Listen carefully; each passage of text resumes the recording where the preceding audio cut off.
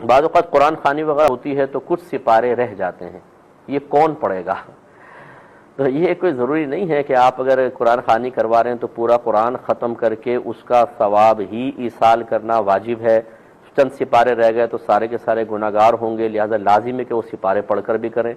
جتنا آپ قرآن پڑھیں گے اس کا ثواب ایصال کر سکتے ہیں۔ اگر 26 سپارے پڑھے تو 26 سپاروں کا ثواب میت تک پہنچ جائے گا، باقی 4 کا پڑھنا کوئی فرض واجب نہیں۔ خود نفس قرآن خوانی کوئی فرض واجب نہیں ہے، بلکہ جو ہمارے ہاں غلط طریقوں سے قرآن خوانیاں ہو رہی ہیں کہ سارے کے سارے بچے جمع ہو جاتے ہیں یا گھر والے اور بعض وقت بلند آواز سے پڑھ رہے ہوتے ہیں، یاد رکھیں یہ گناہ کی صورت ہے۔ سب اتنی آواز سے پڑھ سکتے ہیں کہ اپنے کان تک آواز بس پہنچے، آہستہ آواز میں پڑھیں اور جتنے سپارے ختم ہوں بس اس کا ثواب ایصال کریں۔ اور یہ طریقہ کار بھی غلط ہے کہ ایک صفحہ تم پڑھ لو، ایک صفحہ میں پڑھ لیتی ہوں، یہ خواتین میں ہوتا ہے نا، تم یہاں والا پڑھو میں یہ والا پڑھ لیتی ہوں، پھر وہ پلٹیں گی وہ اگلے صفحے پر آ جائے گی۔ لازم بات ہے کہ جو یہ والا صفحہ پڑھ رہی ہے اور یہ والا دوسری پڑھ رہی ہے تو یہ جب آگے صفحے پر آئیں گی تو ان کا پڑھا ہوا جو آخری لائن کا مضمون ہے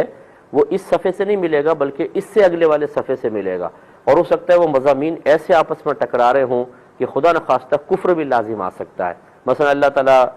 مومنین کا ذکر فرما رہا ہو کہ جو یہ نیک عمل کرے گا، اب انہوں نے پڑھتے پڑھتے دوسرے صفحے پر آئی وہ جہنم میں جائے گا، تو یہ غلط قسم کا مفہوم نکل آیا۔ اس لیے یہ طریقہ کار عورتوں کا بالکل غلط ہے کہ ایک صفحہ یہ پڑھے ایک صفحہ میں پڑھوں، آپ ترتیب سے آدھا قرآن آدھا سپارہ پڑھ لیں، آدھا سپارہ دوسرے کے حوالے کر دیں، اس طریقے سے ایک